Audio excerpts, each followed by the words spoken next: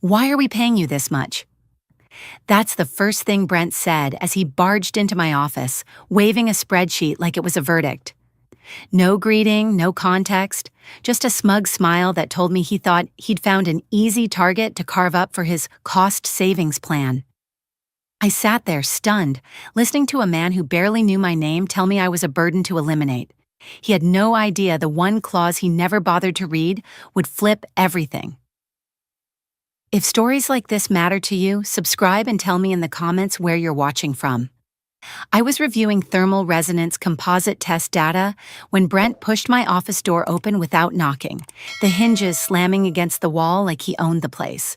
He'd been at Crestline Materials Group for exactly 8 days, just long enough to memorize buzzwords, not long enough to understand anything I'd built over the last 14 years. He stood there in his tailored suit, arms crossed, pretending patience while radiating the kind of arrogance only someone both insecure and newly promoted could carry. When I finally looked up, he tossed a printed spreadsheet across my keyboard. "Explain why we're paying you this much," he said, the corners of his mouth pulling into that smirk people wear when they think they've trapped you. No good morning, no context, just a demand. My salary, bonus schedule, and royalty percentages were highlighted in neon yellow like evidence in a criminal trial. I kept my voice steady, though inside a spark of dread flickered. "You'll need to be more specific," I said. "All of it," he replied. "This is excessive." He said excessive like I'd stolen something. 14 years of engineering breakthroughs, reimagining cooling systems used by half the industrial plants on the West Coast, had been reduced to a number on his cost-cutting worksheet. Brent leaned closer. "Starting next quarter, your compensation is being realigned to current market standards. You'll be down 35%. Shouldn't be a problem if you're confident in your work." It wasn't a question. It was a decree. He didn't understand that the composites he dismissed as legacy systems were the reason Crestline's licensing revenue remained stable through 2 recessions. He didn't understand that I wasn't some interchangeable engineer, but the architect of the core technology his whole division depended on. He didn't understand much of anything, really, but what stung wasn't the ignorance. It was the humiliation. Brent had delivered his blow like he expected me to crumple, like the decision had already been rubber-stamped behind closed doors, like I was a cost he could erase with a signature. And the worst part? He couldn't even be bothered to hide the satisfaction in his voice. "The new contract will be ready Friday," he added, tapping the door frame. "Legal reports to me now. No need to loop them. In." Then he walked out, leaving the door wide open behind him, as if the conversation had been a minor housekeeping task, something barely worth his time. I stared at the spreadsheet, my coffee turning cold, the taste of burnt grounds lingering in the air. I should have felt panic or anger, but what washed over me instead was a strange stillness, a sense that something important had just shifted. Because here's the truth Brent didn't know. Years earlier, during another reign of misguided executives, my lawyer had insisted on a protection clause so airtight it bordered on prophetic. A clause Brent had never bothered to find. He thought he could cut me down in the name of efficiency. He had no idea he'd just pulled the first pin from a minefield he didn't even know he was standing on. I waited until Brent's footsteps faded down the hallway before I closed my office door and locked it, something I had never done in 14 years at Crestline. My hands didn't shake, and that surprised me. Maybe it was the shock numbing everything, or maybe it was the quiet certainty that if he'd come in with arrogance, I needed to meet the situation with clarity. I opened the lowest drawer of my desk, the one I rarely touched except during annual reviews, and pulled out a thick burgundy folder. Its edges were worn soft from age, though I hadn't opened it in almost a decade. The last time I'd held it was during the leadership shakeup of 2014, when another cost-cutting executive came in swinging and nearly gutted half the engineering team. Back then, my attorney had looked me dead in the eye and said, "We're not leaving you exposed, not after what you've built." She'd insisted we add protections even though I thought she was being dramatic. I set the folder on my desk and flipped it open. My employment contract, addendums, patent royalty schedules, licensing agreements, it was all organized exactly the way she had left it. I skimmed past the boilerplate until I reached the section I remembered but had nearly forgotten about in its specifics. Clause 14b, Unilateral Modification and Compensation Safeguard. I read it once, then again more slowly. My breath eased for the first time since Brent had thrown the spreadsheet onto my keyboard. The clause was simple, almost elegant. If my compensation was reduced by more than 15% without documented performance issues, Crestline would be required to initiate a full acquisition valuation of my technology portfolio. Not renegotiate, not revisit, initiate, mandatory. The valuation formula was tied directly to our annual composite licensing revenue, a figure Brent definitely didn't understand and clearly never bothered to check. Last year, that number was $38 million. The multiplier was 7.5. Even doing the math in my head, I knew what it meant. A valuation of roughly $287 million. Crestline would either have to restore my compensation or buy out my patents at that price. Brent's realignment wasn't just illegal under the contract. It was financially catastrophic. And the thing that sealed it? My original attorney had filed this contract separately from the standard HR system, knowing future executives loved shortcuts and summaries. Brent never saw it because he never asked. I took a breath and forwarded the critical pages to my personal email. Then I picked up the phone and called Marina Fields, Crestline's general counsel. She answered on the second ring, sounding distracted. "Talia, I was actually about to call you. Brent pushed some changes through last night that I just saw an hour ago." "Did he send you my contract?" I asked. Silence, then papers rustling, a muffled voice in the background. "What contract?" she said finally. "The 2010 agreement, the one tied to my composite technology." Another long stretch of silence. I could picture Marina flipping through files, scanning databases, realizing what she hadn't known she'd missed. "Give me a second," she said. I waited. She returned with her voice tighter, almost strangled. "Talia, is this clause still active?" "Very much so," I said. "Brent cut me 35%. More silence, then a whisper of dread. "Oh my God, that triggers mandatory valuation. Talia, he didn't tell anyone. He didn't give us time to review. He's completely blindsided us." "He said legal reports to him now," I replied. "He said he didn't need to involve you." I heard Marina inhale sharply. "He's out of his mind. Do not respond to anything he sends, and don't speak to him. I need to call Evan." She hung up without waiting for a response. I leaned back in my chair, letting the weight of the moment settle. Brent thought he'd delivered a clean victory, a neat little spreadsheet, a tidy cost reduction. What he'd actually done was crack open a fault line beneath the entire company, and the earth hadn't even started shaking yet. The rest of the morning moved strangely, like time kept tripping over itself. I tried to get back to the composite test data in front of me, but every number blurred into the next. My mind kept circling the same truth. Brent hadn't just crossed a line, he'd stepped directly onto the one trapdoor I never expected anyone to find, let alone open. At 1:06 p.m., the first aftershock hit. An email blasted to the entire engineering division, signed by Brent, dripping with artificial enthusiasm. As we move toward a leaner and more competitive Crestline, compensation packages will be adjusted to better align with contemporary market benchmarks.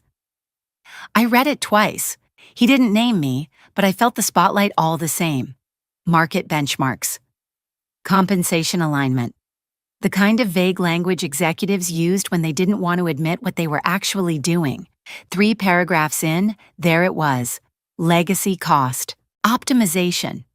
Not once, not twice, 3 times. 14 years of building the technology that funded half the company's operations, and somehow I'd been reduced to a legacy cost. The kind you cut with a cheerful PowerPoint slide.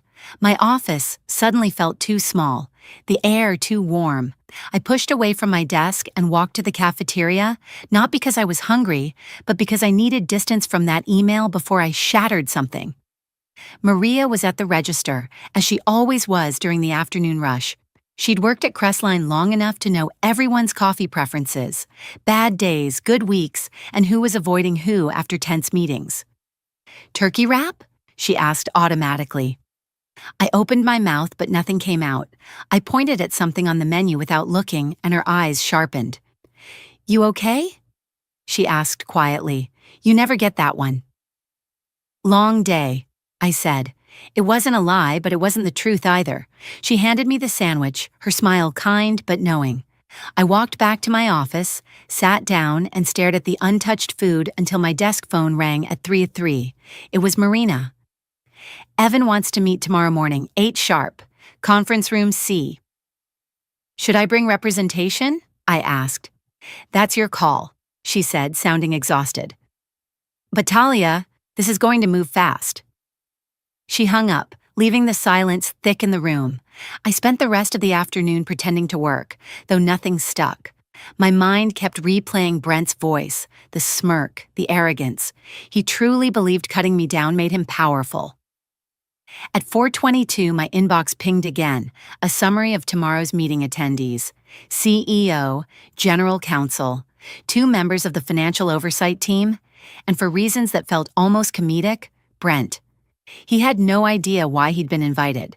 That thought almost made me laugh. Almost. By 5 the building had begun to empty. I locked my office again before leaving, another thing I had never done until today. Driving home, the city lights blurred against the drizzle on my windshield. My stomach twisted with a mix of dread and anticipation, the kind of electric tension before a storm breaks. I spent that night at my kitchen table, the contract folder spread open like an old spine. My dinner sat untouched. The only sound was the hum of the refrigerator and the occasional creak of my old apartment's wooden beams. I kept asking myself the same question. What happens if I win?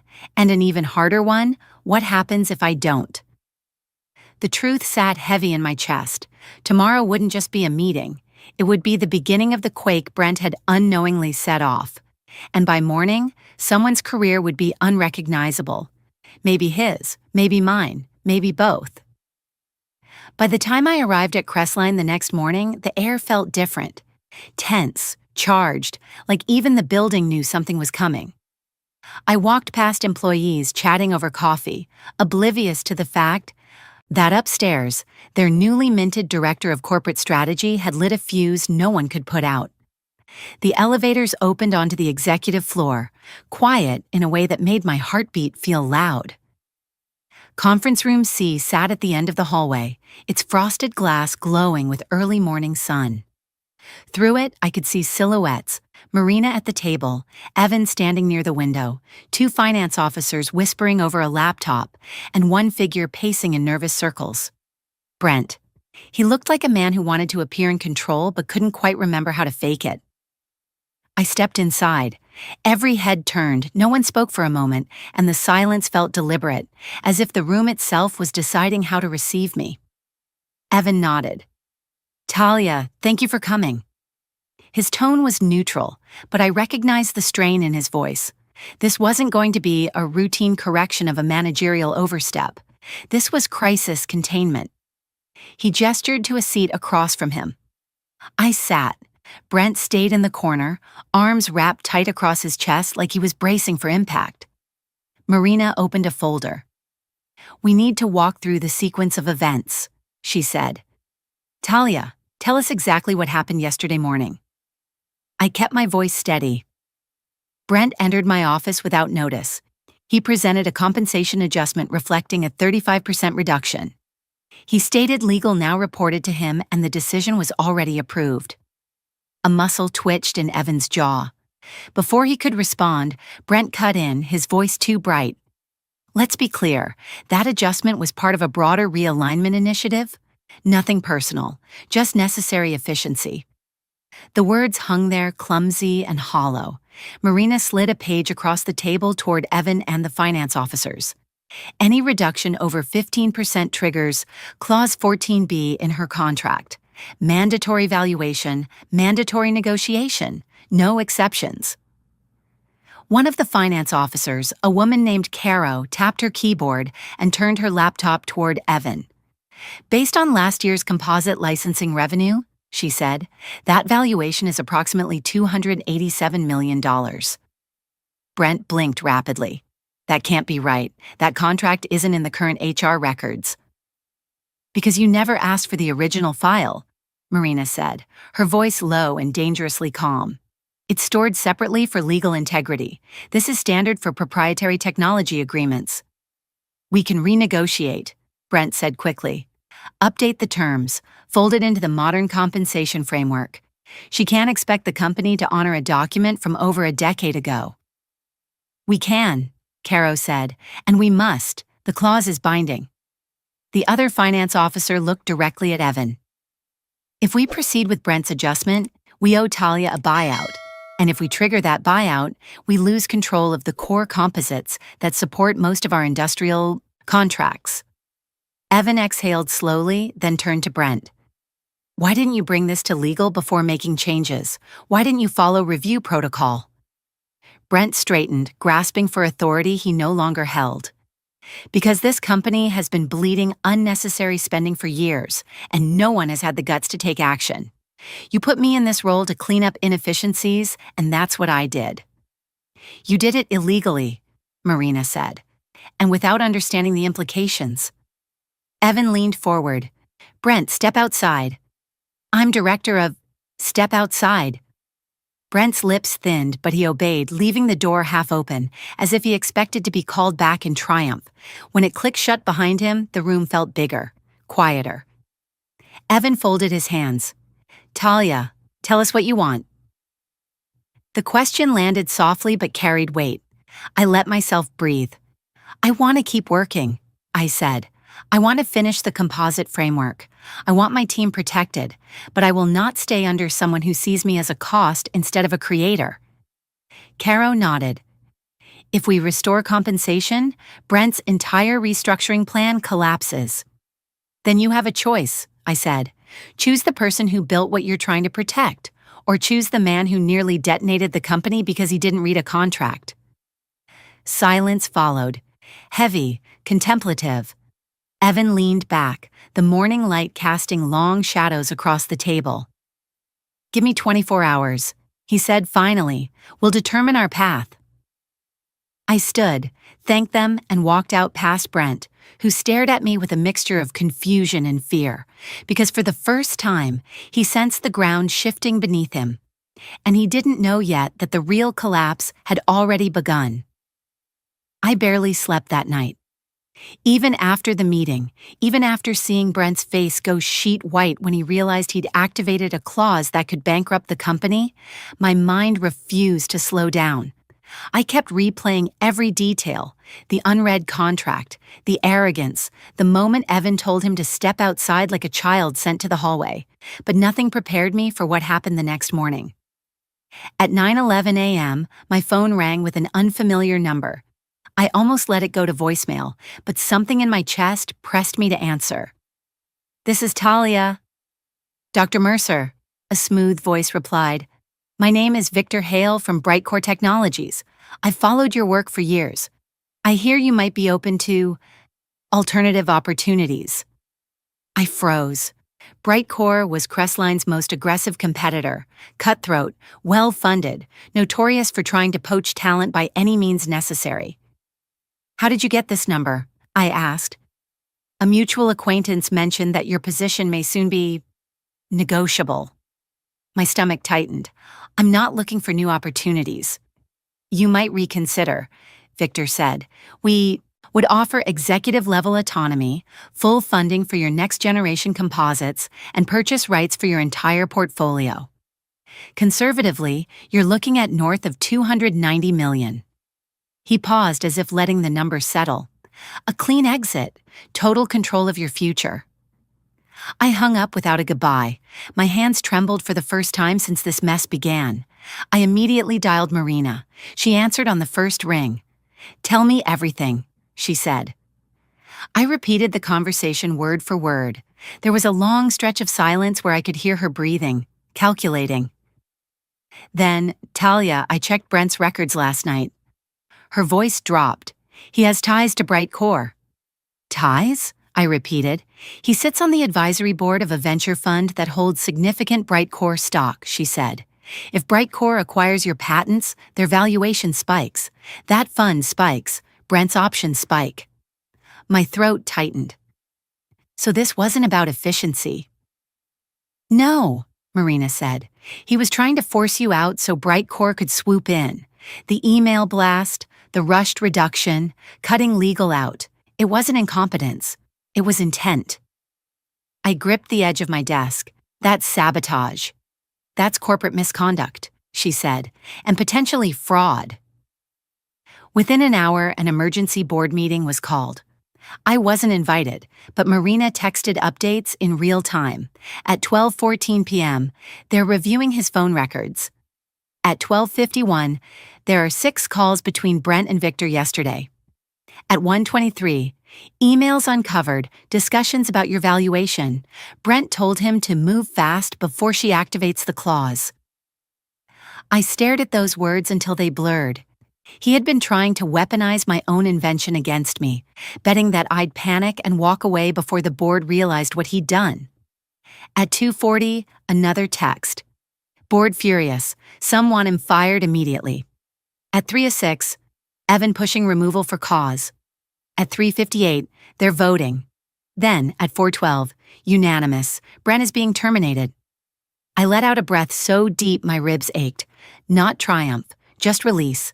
The kind you feel when a storm that's been circling finally breaks. At 4:27, I saw him walk out of the building through my office window, security escorting him while he carried a cardboard box that looked too light to contain anything meaningful.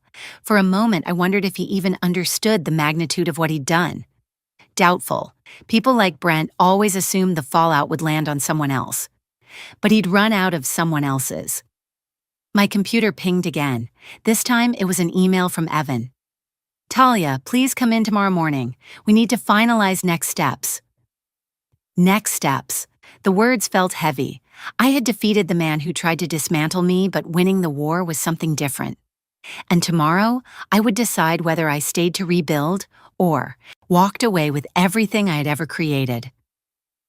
When I walked into Evan's office the next morning, the first thing I noticed was the silence.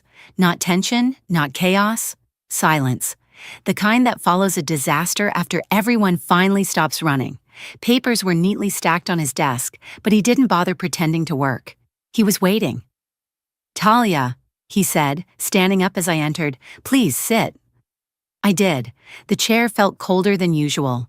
He studied me for a moment, then exhaled like he'd been rehearsing what to say but still wasn't sure where to begin. First, he said, I'm sorry. What Brent did was reckless, unethical, and dangerous. To the company, to the technology, to you. I didn't respond. I wanted him to keep talking. I wanted to hear what Crestline thought my worth was, when the threat of losing everything was no longer theoretical, but documented in the minutes of a board meeting. We removed him for cause, Evan continued. His access has been revoked. Legal is handling the rest. Good, but that wasn't why I was there. Talia, he said carefully, the board understands what your work means to Crestline, and they understand the value of your contract. We want to offer full restoration of your compensation, plus a 20% increase across both salary and royalties. He slid a packet across the desk, and a 5-year contract renewal. I didn't touch it. If I'd been younger, less tired, less tested, I might have seen this as victory. But now, all I felt was a wary heaviness. A company that valued me would have never put a man like Brent above my work. A company that truly understood my contributions wouldn't need a clause to respect them. Before I even look at that, I said, I need answers. Evan nodded, bracing. Who will oversee engineering moving forward? You will, he said immediately. Direct report to me. No intermediaries. No more restructuring experiments from operations. Budget authority? Yours. Project prioritization? Yours. He hesitated, then added, It's what should have been in place already. I kept my face calm, but inside something sharp loosened. For years I'd fought small battles, pushing for resources, defending timelines, justifying research phases against people who barely understood the science. But this wasn't about winning a round. This was about rewriting the rules. I have another condition, I said. If Crestline licenses any derivatives of my composite technology, I want veto rights, specifically tied to humanitarian access. Evan frowned. Humanitarian access. My work is used in cooling systems that support infrastructure in regions with fragile power grids, I said. I will not allow Crestline to license to companies that exploit or price gouge developing communities. If the application undermines fair access, I want the authority to block it. He leaned back, eyebrows raised, processing. It wasn't the kind of demand most engineers made, but I wasn't most engineers, and this wasn't most technology. You want ethical control, he said slowly, not just financial. Yes. He thought for about 20 seconds, long enough to make me wonder if he would push back, but then he picked up the phone, dialed Marina, and said, add a clause granting Talia veto authority over any derivative licensing that intersects with humanitarian infrastructure. She'll send exact language. He hung up. Done. I wasn't expecting it to be that easy, but maybe it wasn't ease. It was desperation. They had stared straight into the abyss Brent opened and realized losing me wasn't just expensive, it was existential. One more thing, I said, because the window was open and I would not leave anything unsaid. I want an expanded mentorship budget, 4 more doctoral candidates. They're the future of the program. Approved, he said without hesitation. Is that everything? I finally picked up the contract packet. It was still warm from the printer. I flipped through it slowly, reading every line. Financial restoration, royalty escalation, reporting restructuring, protection, safeguards, authority. It was the contract I would have negotiated years ago if I'd believed Crestline would ever need my protection. Now they needed it desperately, and I needed something too. The feeling that staying meant choosing my work, not surrendering to the company. When I reached the signature page, I paused. Evan, I said quietly, this only exists because Brent detonated a clause he never bothered to understand. If that clause hadn't been there, I know, he said, and he looked genuinely ashamed. I signed. My hand didn't tremble, not out of pride or victory, but something steadier. Resolve. Evan added his signature beside mine. Thank you, he said, for staying. But the truth was simpler and far heavier. I wasn't staying for Crestline. I was staying for the work, the breakthroughs waiting in the lab, the students who trusted me, the communities our technology could protect. And now, finally, I had the authority to ensure the work wouldn't be corrupted by someone else's ambition. The decision was mine again. And this time, it felt like power, not survival. When I walked back into my lab that afternoon, the familiar hum of equipment felt like a heartbeat I hadn't heard in days. Relief didn't wash over me in a single wave. It arrived slowly, settling into the corners of the room like dust illuminated by sunlight. I picked up the composite sample I'd been testing before all of this began, running my thumb along its smooth surface, and for the first time since Brent barged into my office, I felt grounded again. A notification buzzed on my phone. It was the official company-wide announcement. Effective immediately, Brent Corin is departing Crestline to pursue personal opportunities. Engineering will now report directly to the CEO. My name appeared twice in the memo, once acknowledging my leadership, once outlining the new structure. Corporate language, sanitized and careful, but underneath it ran the truth. They'd nearly lost everything because one man thought he could bulldoze a system he didn't understand. At 10:33, one of my doctoral candidates, Rowan, knocked on my door. Dr. Mercer, she said, her voice trembling a little. I heard something happened upstairs? I just nodded. He's gone, I said simply. We're moving forward. She relaxed visibly, then handed me her test results, flow rate improvements that pushed our projections another 10% higher than expected. I smiled for the first time in days and told her to start drafting the findings for the next patent submission. The afternoon passed in the quiet rhythm of real work. No crises, no posturing, just equations, test runs, revisions, and the kind of progress that can only be made when leadership stops treating innovation like a line item. Around 4, I stepped outside for air. Through the glass windows, I saw the empty parking spot where Brent used to park his spotless black sedan. It struck me how quickly the world erases people who mistake authority for strength. In the end, he'd left nothing behind but a cardboard box and a trail of emails implicating him in his own downfall. I drove home as the sun dipped behind the skyline, painting the buildings gold. For the first time all week, the drive wasn't clouded by dread. My apartment felt warm when I walked in, the wooden floors creaking softly under my feet. I made pasta, poured a glass of water, and sat at the same kitchen table where I'd stared down fear just days earlier. Now the folder with my contract lay closed beside me, signed, sealed, reinforced with clauses that protected both my work and the people it served. I thought about the offer from Brightcore, about the number that could have rewritten my life in an instant, about the ease of leaving everything behind, but I also thought about the cooling systems running in hospitals in rural Arizona, the stability they provided during heat waves, the communities who depended on them. That work mattered more than the fantasy of an exit. I chose to stay because I wasn't finished, because I finally had more than leverage. I had control, a quiet kind of victory, the kind that doesn't make noise but reshapes everything in its path. Tomorrow, I would go back to the lab. We were on the edge of a breakthrough, and this time no one would stand in the way. I didn't realize how much that week took out of me until everything finally quieted down. When you spend years carrying the weight of a department, a technology, a team, you forget you're not built to absorb blow after blow without consequence. When Brent walked into my office with that spreadsheet, I felt something slip inside me. Not fear, not anger, something heavier.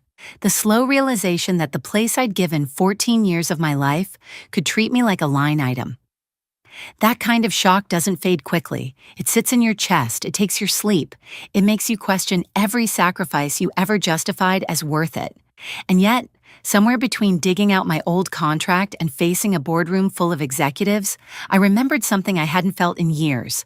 I wasn't powerless. I wasn't fragile. I wasn't replaceable. The strength didn't come from yelling or fighting. It came from preparation, from the quiet decision I'd made years earlier to protect my work, my time, and my future. That clause didn't represent paranoia. It represented respect for myself long before anyone else bothered to show it. If there's anything to take from this, it's that your quiet efforts matter. The way you document, the way you plan, the way you hold on to the truth when someone tries to rewrite it, those things can save you when the ground shifts. My advice, if we were sitting over coffee and you asked me how to avoid what I went through: don't wait for recognition to protect your value. Don't let someone else decide what your work is worth, and don't assume fairness will arrive on its own. How to get started today. Keep copies of every important agreement. Update your personal records yearly. Write down wins and contributions as they happen. Don't dismiss small legal protections. They matter. Prepare now, even if you think you'll never need it. Have you ever had to stand your ground when someone underestimated you?